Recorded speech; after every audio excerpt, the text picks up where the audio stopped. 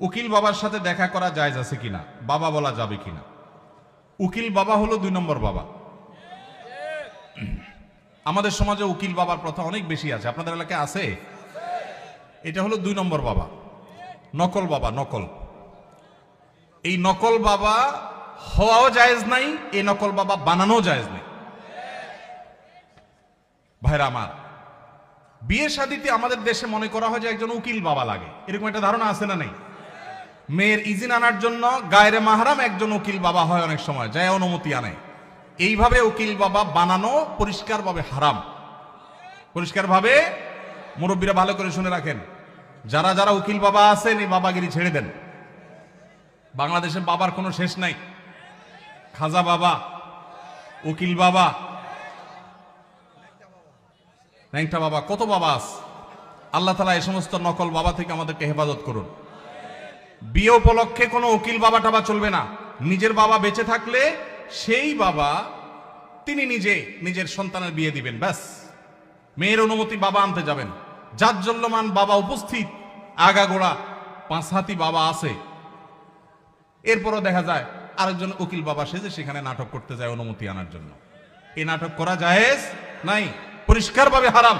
পর্দাহীনতার কারণে বিশেষ করে গায়রে মাহরাম কেউ যখন উকিল বাবা সাজে, ওই মেয়ে সারা জীবন তারে বাপ বাপ ডাকে, খানা খাওয়ায়।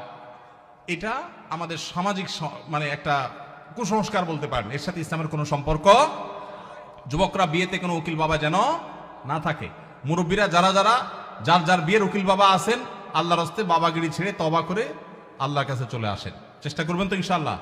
এই উকিল বাবার নাম দিয়া পর্দাহীনতা 2 নম্বরই হাজারটা জিনিস হয়। নিজের বাবারই খবর নাই, কিসের আবার উকিল বাবা? হ্যাঁ, উকিল বাবার লগে বলে ভাগছে কোন মেয়ে? আল্লাহ মাফ করুক আমাদেরকে। ওই যে বেশরিয়তি কাজ করলে তো একটা না একটা অঘটন ঘটবেই, এই জন্য এই সমস্ত অন্যায় কাজ করা যাবে না। আমাদের পরিবারে অনেকে অনেক সময় বড় রোগে আক্রান্ত হন, যেমন cancer, brain tumour, liver cirrhosis ইত্যাদি।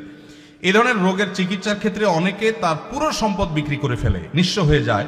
শরী দৃষ্টিকোণ থেকে কতটুকু সম্পদ ব্যয় করা উচিত এবং ইসলামের নির্দেশনা কি? যদি আল্লাহ না করুন কেউ দুরারোগ্য ব্যাধিতে আক্রান্ত হন, তার চিকিৎসায় লক্ষ লক্ষ টাকার দরকার হয়, তার জমি জমা বিক্রি করা লাগে, প্রশ্নকর্তা ভাইয়ের জানার বিষয় হলো তার টোটাল অ্যাসেট থেকে কত পার্সেন্ট তার নিজের ট্রিটমেন্টে খরচ করা যাবে? এর উত্তর হলো এর কোনো পার্সেন্টেজ শরীয়ত ঠিক করে দেয় নাই। তার ট্রিটমেন্টের জন্য যদি তার টোটাল সম্পদ বিক্রি করা লাগে, সেটা বিক্রি করার অধিকার ইসলাম তাকে পরিপূর্ণভাবে দিয়েছে। মানুষের সম্পদের ক্ষেত্রে শরীয়ত তাকে এতটা স্বাধীনতা দিয়েছে যে তার সম্পদ কি করবে না করবে এক্ষেত্রে কারোর সেখানে কোনো নাক গলাবার অধিকার।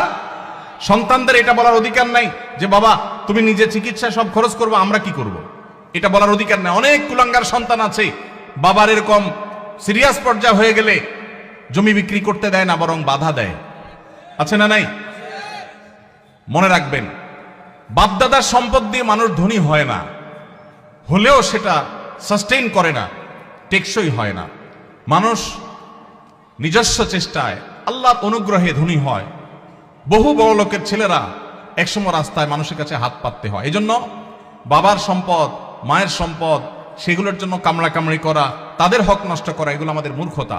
তবে হ্যাঁ, কেউ যদি মনে করেন যে দুরারোগ্য ব্যাধিতে আমি আক্রান্ত হয়েছি, এখানে ট্রিটমেন্ট করে আসলে লাভ হবে না, ডাক্তারদের অ্যাসেসমেন্ট অনুযায়ী মৃত্যুই নিশ্চিত এবং জটিল পরিস্থিতি, তাহলে সেক্ষেত্রে আমার বাচ্চারা তারা অসহায় হয়ে যাওয়ার চাইতে আমি সুন্নত হিসাবে ট্রিটমেন্ট করি, কিন্তু খুব বেশি অ্যাগ্রেসিভলি ট্রিটমেন্টের জন্য খরচ করব না। এটা যদি কেউ সিদ্ধান্ত নেয় তো সেই এখতিয়ারও শরীয়ত ওই ব্যক্তিকে দিয়েছে। অবস্থা বুঝে তিনি ডিসিশন নেবেন।